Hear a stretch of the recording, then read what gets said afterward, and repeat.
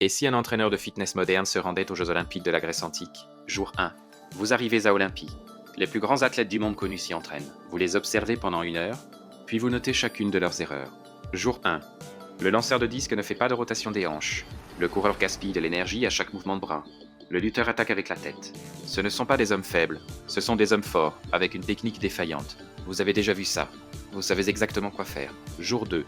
Vous choisissez un athlète. Pas le plus fort, pas le plus célèbre. Vous choisissez Dion, celui que tout le monde a enterré. Vous lui dites, ce n'est pas votre corps qui est le problème mais vos habitudes. Nous allons corriger ces habitudes. Semaine 1. Vous l'entraînez 2 fois par jour. Vous suivez chaque paramètre avec votre chronomètre et votre tige de bronze. Récupération, nutrition, sommeil. Vous le forcez à boire de l'eau alors que les autres athlètes boivent du vin. Ses temps s'améliorent. Chaque jour, sans échange. Semaine 2. Vous introduisez la périodisation, jour difficile, jour facile, jour de repos. Il rit. Les Grecs pensent que le repos est une faiblesse. Vous expliquez à Dion que le corps ne se développe pas pendant l'entraînement, mais pendant la récupération. Il vous fait confiance. Les autres continuent de rire.